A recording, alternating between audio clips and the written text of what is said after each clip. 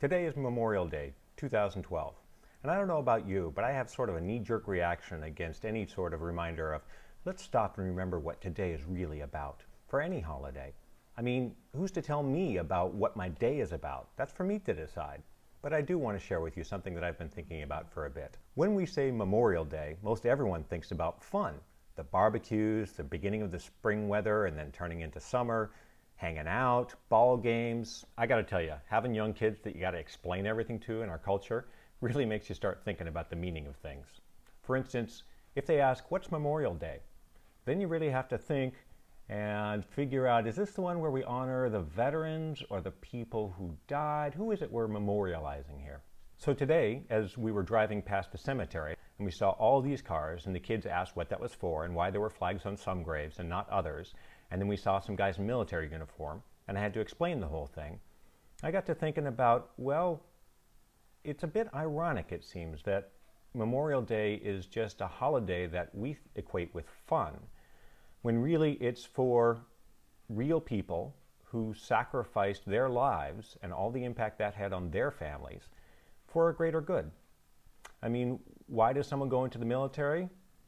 I think often it's largely to do the greatest good that a human being can do, which is to serve a good greater than themselves. And Memorial Day takes more meaning for me than it used to. One, because when I was writing my book, I ended up researching World War II because I was interested in the economic mobilization that the US went under after Pearl Harbor. And that really opened my eyes about the impact and the significance and the unimaginable sacrifice that our military members make. And the other thing is, I have a student that I lost in Iraq. He was one of my favorite students. He was bright, he was funny, he was immensely creative, kind, giving. I still use some of the demonstrations for physics and chemistry that he gave to me because he just had that type of mind. And he went into the National Guard to serve his country. He saw a need to give back to this nation, this society, which had given him such an incredible standard of living compared to the rest of the world. He came back to me after basic training, and he was an amazing young man to begin with, and he was even more amazing after. And I said goodbye to him, and he's one that I had always been looking forward to what he would do and become later on in life. And I don't know, 6 weeks later, got news that he'd been killed by a rocket-propelled grenade when he was in a military convoy, riding in his Humvee to escort a military convoy. For me, at least, it feels funny, ironic for the assumption about today, for me, for my assumption about Memorial Day weekend to be, hey, it's a 3-day weekend, it's great weather, let's have fun.